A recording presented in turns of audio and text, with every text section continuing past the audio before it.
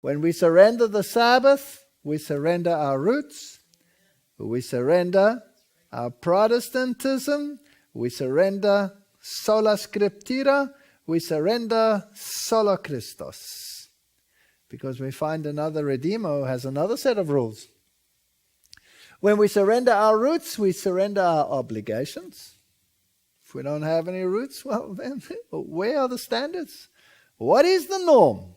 What some man says or what God says? It doesn't play any role then if we don't have roots.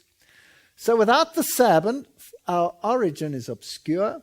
Without the Sabbath, our salvation is blurred. The Sabbath is a sign, a reminder of our origins and the sign of redemption.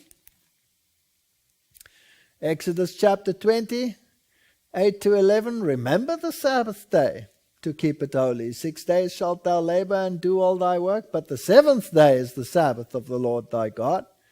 In it thou shalt not do any work, thou, nor thy son, nor thy daughter, thy manservant, nor thy maidservant, nor thy cattle, nor thy stranger that is within thy gates. It's pretty plain.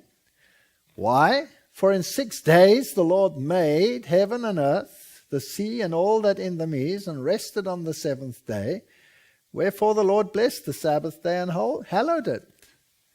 Because He's our Creator, and therefore He has ownership. He has ownership by creation. He has ownership by redemption. He has bought us with a price after we sold ourselves for nothing, for a lie. He bought us back at the greatest price that heaven could pay.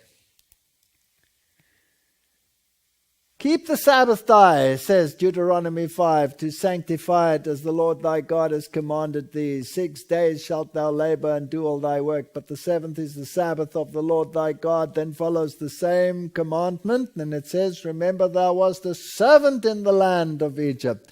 So the Sabbath refers to creation, the Sabbath refers to redemption. So I'm thinking here, it's as though the world is bent on obliterating the memory of our noble origin, placing us on a par with the brute beasts, having evolved millions of years ago out of the primordial slime. It seems to be the scenario that the world is going. That, of course, marginalizes the Sabbath as well, the 6 days scenario. Who would want to keep 6 days for a literal 6-day creation if there wasn't one? With such an ignoble start, an evolutionary start, we are progressing towards something better. Then there was no fall. And if there was no fall, well, then there's no need for redemption.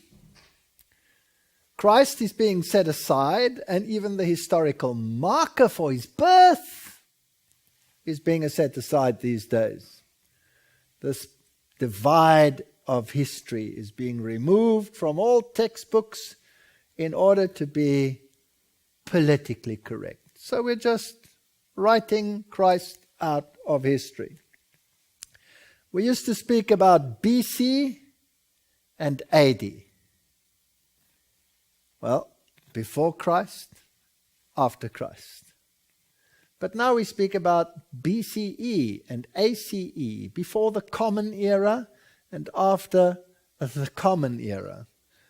Well, it's a very strange designation because is Christianity common?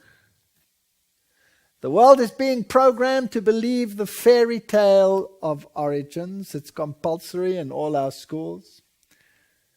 I like to muse that all fairy tales begin with once upon a time, very long ago. And all modern biology textbooks begin, once upon a time, millions of years ago. So there's no difference between a fairy tale and modern science, or the philosophy of modern science. Evolution doesn't have any morality. If I come out of the primordial slime and I'm moving towards something better, then there is no inherent morality. There is no parameter of right and wrong. And so mankind believes that it can set morality aside, which it has done. And then when the consequences become dire, people start dying of sexually transmitted diseases because of promiscuity or whatever. Well, then we better replace this watchword morality with something else. And what we replace it with is the word precaution. Isn't that interesting? Let's take a precaution and let's sacrifice morality on the altar. And that's the world we live in. That's the world we live in. Romans 1 verse 16, for I am not ashamed of the gospel of Christ, for it is the power of God unto salvation to everyone that believeth, to the Jew first and also to the Greek. Everybody can be saved. Salvation is not shut out for anyone. For therein is the righteousness of God revealed from faith to faith, as it is written, the just shall live by faith. And without faith it is impossible to please Him. And we have to believe that He is. Otherwise we don't have any faith, says the Bible. For the wrath of God is revealed from heaven against all ungodliness and unrighteousness of men who hold the truth in unrighteousness. Because that which may be known of God is manifest to them, for God has showed it unto them. We're actually without an excuse. For the invisible things of Him from the creation of the world are clearly seen, being understood by the things that are made, even His eternal power and Godhead, so that they are without excuse. I mean, every scientist delving into the wonders and the mysteries of the universe and of the scientific phenomena out there, the structure, the function of cells and living organisms, is awed. Every scientist. And the further we delve, the less we understand all this complexity. But God, no. All this complexity came about by chance. Because that when they knew God, they glorified Him not as God, neither were thankful, but became vain in their imaginations, and their foolish hearts were darkened. And then, professing themselves to be wise, they became fools. There's a nice definition in the Bible of that. The Bible says, the fool says in his heart, there is no God. That's where we are today. Or like they say, we cannot allow a divine foot in the door in terms of the scientific endeavors. And change the glory of the uncorruptible God into an image made like the corruptible man, and to birds and four-footed beasts and creeping things, you end up with idolatry. Wherefore God also gave them up to uncleanness through the lusts of their own hearts, to dishonor their own bodies between themselves, licentiousness. Who changed the truth of God into a lie and worshipped and served the creature more than the Creator. Like Robert Schuller said, we need a man-centered religion. We had a God-centered religion for centuries. We don't need that. We need a man-centered one. Vatican II said exactly the same thing. In fact, that's where he got it from. Pope Paul VI is the one who said we have to change from a God-centered religion to a man-centered religion.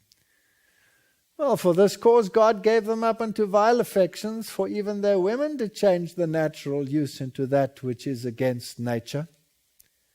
And likewise also the men, leaving the natural use of the woman, burned in their lust one towards another, men with men, working that which is unseemly, and receiving in themselves that recompense of their error, which was meat. That's pretty strange that the world dumps this into the trash heap and says, but that's morality. You're preaching morality. We're preaching enlightenment. We don't need this kind of stuff in the century that we live in today. So if this kind of stuff brings with it disease and death and viruses and infections, well, then precaution is the watchword. And even as they did not like to retain God in their knowledge, God gave them over to a reprobate mind to do those things which are not convenient. So we just get worse and worse. Being filled with all unrighteousness, fornication, wickedness, covetousness, maliciousness, full of envy, murder, debate, deceit, malignity, whisperers, backbiters. Sounds like a Hollywood set, doesn't it? Have you seen a Hollywood movie that doesn't have all of those parameters in it? And in fact, if it doesn't have those parameters, it's a no-show. It doesn't succeed at the box office. Backbiters, haters of God, some incredible Hollywood features which are so blatantly anti-God and everything he stands for have come out. Despiteful, proud, boasters, inventors of evil things, disobedient to parents, without understanding, covenant breakers, without natural affection, implacable, unmerciful, who knowing the judgment of God, that they which commit such things are worthy of death, not only do the same, but have pleasure in them that do them. And so we honor the people that portray all this evil more than any other person. And we have all these shows going on where we honor those that make these things prominent. Well, if Israel of old didn't listen to God, then how much harder must it be for the world to listen to God?